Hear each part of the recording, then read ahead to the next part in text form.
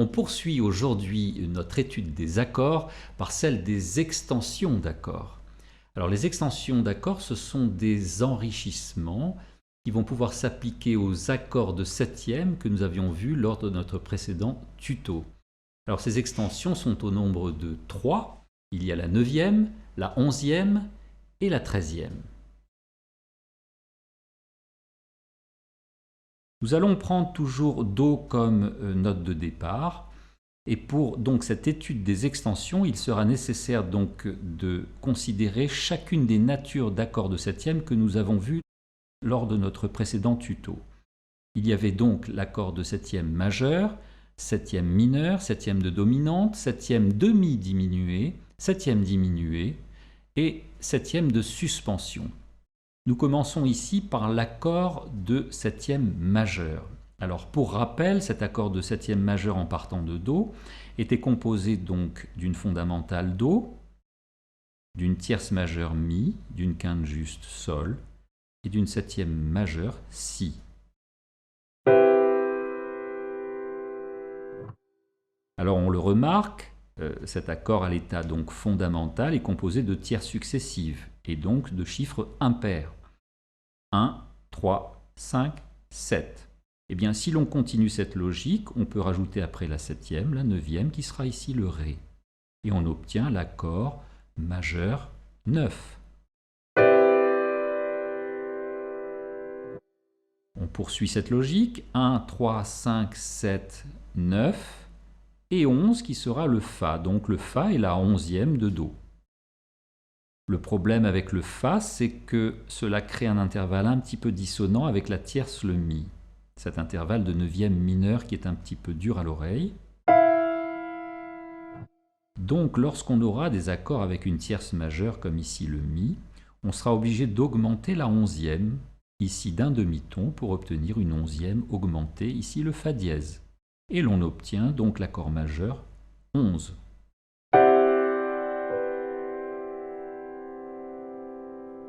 Même logique, au-dessus de la 11e, une tierce au-dessus, et nous obtenons le La qui sera donc la 13e. On obtient donc l'accord majeur 13 au complet. Alors bien sûr, si on continue cette logique après la 13e, une tierce au-dessus, on va retrouver donc le Do ici, qui sera donc une doublure évidemment de la fondamentale ici, Do. Donc inutile. La 13e est donc la dernière extension donc des accords. Deuxième nature d'accord à considérer, l'accord de septième mineur. Alors pour rappel, l'accord de septième mineur ici sur Do était donc constitué d'une fondamentale Do, d'une tierce mineure Mi bémol, d'une quinte juste Sol et d'une septième mineure Si bémol. Alors même logique que pour l'accord précédent, 1, 3, 5, 7 et 9 la 9e. Et nous obtenons l'accord mineur 9.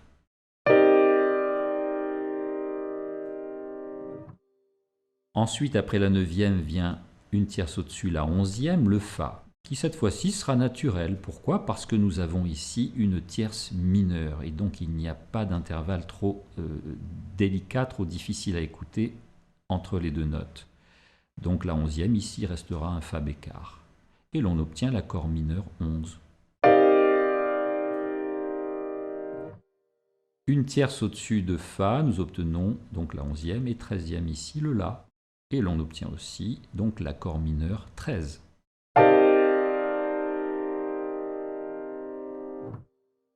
Troisième accord à considérer, l'accord de septième de dominante.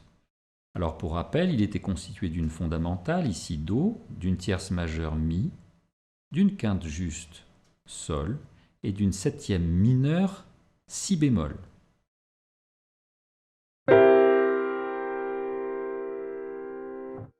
Alors même logique, donc 1, 3, 5, 7 et 9, ici la 9e. Donc on obtient donc un accord de 9e de dominante.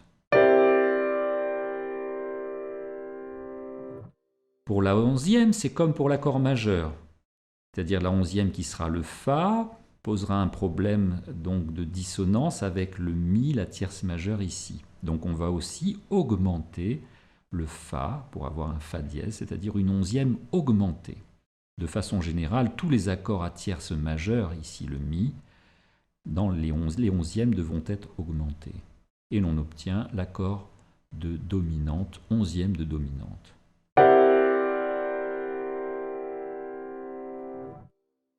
Au-dessus de la onzième vient une tierce au-dessus, la treizième, le La.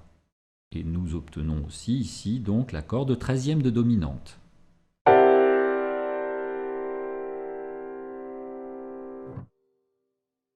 Quatrième accord à considérer, l'accord de septième demi-diminué, qui, on le rappelle, était composé donc ici sur Do d'une fondamentale, d'une tierce mineure Mi bémol, d'une quinte diminuée Sol bémol et d'une septième mineure Si bémol.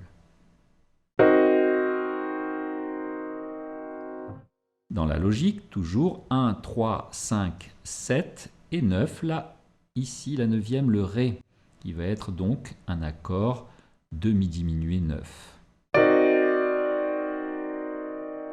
Puis la onzième, une tierce au-dessus, le Fa, qui sera cette fois-ci naturel, puisque nous avons une tierce mineure.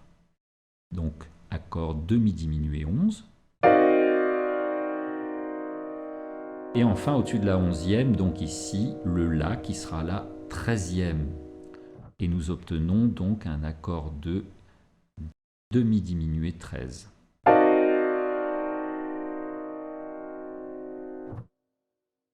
Cinquième accord à considérer, l'accord de septième diminué, qui lui était donc constitué d'une fondamentale Do, d'une tierce mineure Mi bémol, d'une quinte diminuée Sol bémol et d'une septième diminuée Si double bémol, ou La.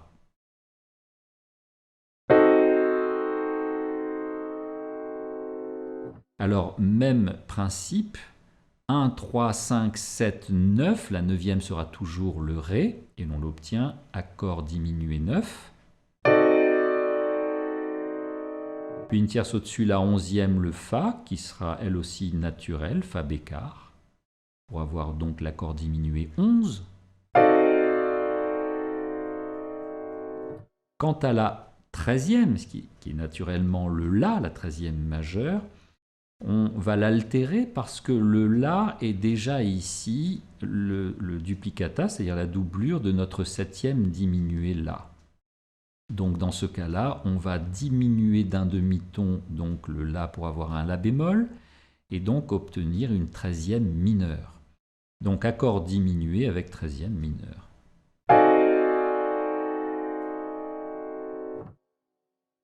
Enfin, la dernière nature d'accord à considérer est l'accord de suspension.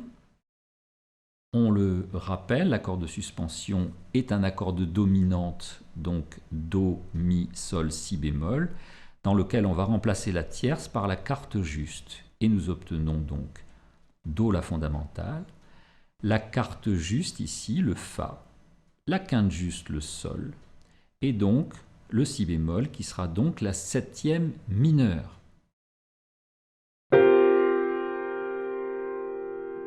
Même principe, au-dessus de la septième, donc la neuvième, une tierce au-dessus. Ça sera donc l'accord de suspension 9. Puis une tierce au-dessus, la onzième ici. Le problème, c'est que la onzième va créer un duplicata avec la quarte juste. Donc on va simplement la retirer et passer directement à la treizième qui sera le La. Et on obtient donc un accord de suspension 13.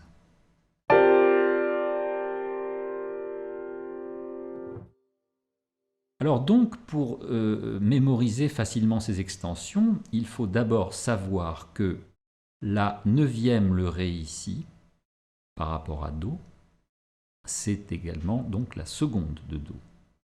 Que la onzième, ici le Fa et la quarte, et que la treizième, ici le La et la sixte de Do.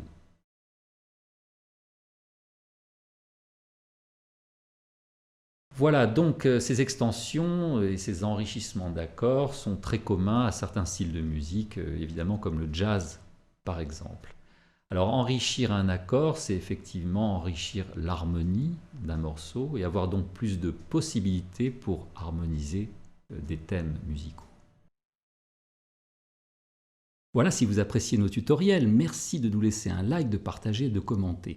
Vous pourrez vous abonner à la chaîne Music Classroom pour ne manquer aucune nouveauté ou encore visionner la playlist de toutes les vidéos concernant donc ce même topic et enfin télécharger les e-books et les exercices correspondants pour une formation musicale complète. Voilà, tous les liens directs sont en fin de description de vidéo. Quant à moi, je vous remercie de votre écoute et à très vite.